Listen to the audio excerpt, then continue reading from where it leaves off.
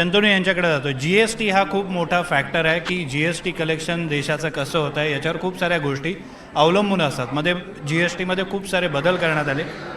ज्या पद्धतीनं जागतिक पातळीवर वातावरण सुरू आहे, अस्थिरतेचं वातावरण आहे, अशा पातळीवर किंवा अशा परिस्थितीमध्ये GST मध्ये होणारा हा बदल भारतासाठी किती महत्त्वाचा ठरलेला आहे? दोन जर कोरिलेट केलं तर हे म्हणजे कोरिलेट आपण जे करतो आहे हे अत्यंत महत्त्वाचं आहे. पहिली गोष्ट की आपण जर का म्हटलं तर GST मध्ये आपण इन टर्म्स ऑफ नंबर्स बघितलं, स्टॅटिस्टिकली बघितलं तर GST 2017 मध्ये आल्यापासून आता एक 7 ते 8 वर्ष झाली. बऱ्यापैकी बदल दर काही महिन्यांनी GST काउन्सिल करत होतं.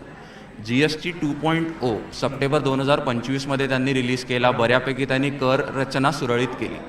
आता ह्याचा आपण जर का मागच्या 7 ते 8 वर्षाचा सरकारचा प्रयत्न बघितला तर आपण जर का ह्या वर्षाचं म्हणजे एप्रिल टू डिसेंबरचे जर का आकडे बघितले तर GST कलेक्शन हे 2017 पासून वाढतच येते. इनफॅक्ट मागच्या वर्षाच्या कंपॅरिझनमध्ये GST कलेक्शन हे 8 ते 10% वाढलं आहे.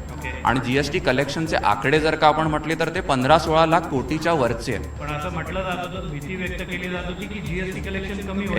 एक्झॅक्टली. सो आता जेव्हा आपण ह्याला आपण जर का कोरिलेट केलं की जे जिओपॉलिटिकल टेन्शन्स चालू आहेत, US टॅरिफचा इश्यू चालू आहे, दुसऱ्या बाजूला युक्रेन वॉर आपण जर का म्हणतोय की ते स्टॅबिलाइज होत नाही आहे, आणि आत्ता आपण जे म्हणत होते की सोन्या चांदीचे भाव वाढत आहेत, तर मुळात आपण एक मुद्दा समजून घेतला पाहिजे की सोन्या चांदीचे भाव वाढत आहेत. इवन आत्ता आपल्या या बजेट डिस्कशन्समध्ये 2 दिवसापूर्वी संसदेत पण हे म्हटलं गेलं की जिओपॉलिटिकली इन्स्टॅबिलिटी असू शकते, जे वॉरचं जे काही आपण म्हणतोय.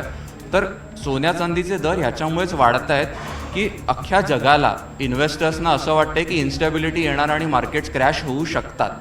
आता इकडे MSME आणि GST कररचना का गरजेची आहे, का महत्त्वाची आहे की भारतात जे उद्योगधंदे आहेत, आत्ता ऑब्व्हियसली आपण इम्पोर्ट करायला जातोय काही तर त्याच्यावरती टॅरिफ, एक्सपोर्ट करायचं म्हटलं तर टॅरिफ लावायचं म्हणतात.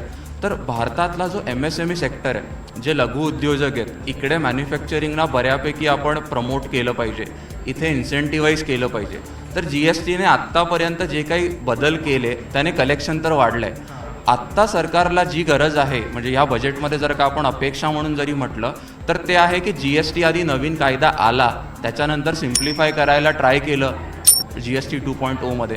आता गरज आहे ती स्टॅबिलायझेशनची, की आता पुढील काही वर्ष सरकारने GST कायदा स्टॅबिलाइज करून MSMEला थोडा सिम्प्लिफाय करून देणं गरजेचं आहे. म्हणजे जी एक दुसरी बाजू आहे की GST कलेक्शन रेव्हेन्यूच्या साईडने तर होतं आहे, बट म्हणजे इनफॅक्ट तुम्ही जर का GST ऑफिसर्सना जाऊन विचारलं आणि ॲक्च्युअल कन्सल्टंट्सना विचारलं तर ते म्हणतील की खूप कॉम्प्लेक्स झालेलं आहे सगळं, आणि ते कॉम्प्लेक्सिटी जी GST कायद्याची आहे ती पोषक नाही आहे. जर का आपल्याला ॲक्च्युअली MSME सिम्प्लिफाय करणं गरजेचं आहे, कारण की जर का ते सिम्प्लिफाय केलं तर बऱ्यापैकी उद्योगधंदे वाढतील, अजून उद्योजक, नवीन तरुण उद्योजक त्यांना मोटिवेट होतील की आपल्याला धंदा केला पाहिजे. आता त्याच्यासाठी एक मागणी जी बऱ्यापैकी ट्रेड असोसिएशन्सनी केलेली होती ती म्हणजे की GSTमध्ये 20 लाखाचं लिमिट आहे की MSMEजना GST रजिस्ट्रेशन घ्यायची गरज नाही आहे. तर आता बऱ्यापैकी अशी मागणी केली जाते की ते लिमिट तुम्ही 1 कोटीपर्यंत करावं, की जेणेकरूपर्यंत जे असे लघु उद्योजक आहेत की ज्यांना 1 कोटीपर्यंत धंदा करायचा आहे त्यांना GST कर रचनेबद्दल, त्यातल्या कम्प्लायन्सबद्दल टेन्शनच घ्यायची गरज नाही. It should be simplified. So exactly आपण कोरिलेट केलं तर GSTमध्ये खूप साऱ्या कॉम्प्लेक्सिटीज आहेत, खूप सारे असे इश्यूज आहेत की जे इवन GST डिपार्टमेंटल ऑफिसर्सना कॉम्प्लेक्स वाटत आहेत. कदाचित त्यांनाही माहिती नसेल. तर त्यांना माहिती नसेल, कायदा इतका लवकर बदलतोय, सिस्टीम्स एवढ्या वेगवेगळ्या बदलत आहेत की मला असं वाटतं की तिकडे सेंट्रल आणि स्टेट आणि ॲक्च्युअल ऑपरेशनल मेकॅनिझम ह्यांच्यामध्ये जो गॅप आहे हा गव्हर्नन्स लेवलला पण बजेटमध्ये काहीतरी नवीन ॲम्नेस्टी स्कीम अनाऊन्स करणं किंवा सिम्प्लिफिकेशनसाठी अजून एखादी कुठली दुसरी स्कीम अनाऊन्स करणं आता हे गरजेचं आहे.